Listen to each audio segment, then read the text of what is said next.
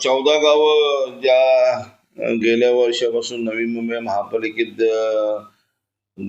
वर्ग झाल्यामुळे मग तिथे काही आरोग्य सुविधा असतील, पाण्याची सुविधा असतील, रस्त्यांची सुविधा असतील, कोणी करायचं याचाच प्रश्न निर्माण झाला होता. जिल्हा परिषद सांगतात की ती महापालिकेकडे वर्ग झालेले आहे.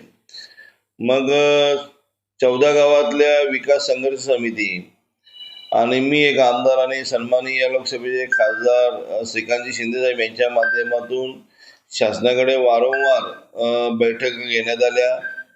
नवी मुंबई महापालिकेच्या आयुक्तांकडे बैठका घेण्यात आल्या आणि कालच्या त्या गोष्टीला यश आलेले आहे. महाराष्ट्र राज्याचे माजी मुख्यमंत्री आणि आताचे उपमुख्यमंत्री नगरविकास खात्याचे मंत्री सन्माननीय एकनाथजी शिंदेसाहेब यांच्या अध्यक्षतेखाली याची बैठक झाली.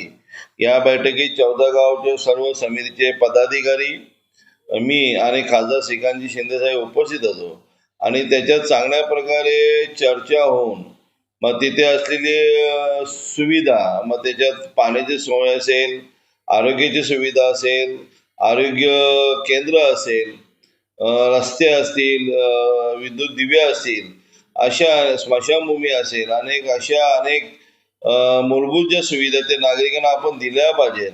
आणि मग त्यासाठी नवी मुंबई महापालिका आणि राज्य शासन ताबडतोब त्याच्यावर प्रक्रिया करून त्याची टेंडरही या 2 दिवसात होणार आहेत आणि शासनाने 70 कोटी रुपये महापालिकेकडे वर्ग करण्याचे आदेशित केले. त्यामुळे मी महाराष्ट्राचे उपमुख्यमंत्री सन्माननीय एकनाथजी शिंदेसाहेब असतील, महाराष्ट्राचे मुख्यमंत्री सन्माननीय देवेंद्रजी फडणवीस साहेब असतील आणि खासदार श्रीकांतजी शिंदेसाहेब असतील, त्यांचं मनापासून अभिनंदन, आभार मानतो की आम्हाला तुम्ही न्याय दिला, त्याबद्दल मी तुमचा मनापासून आभार मानतो.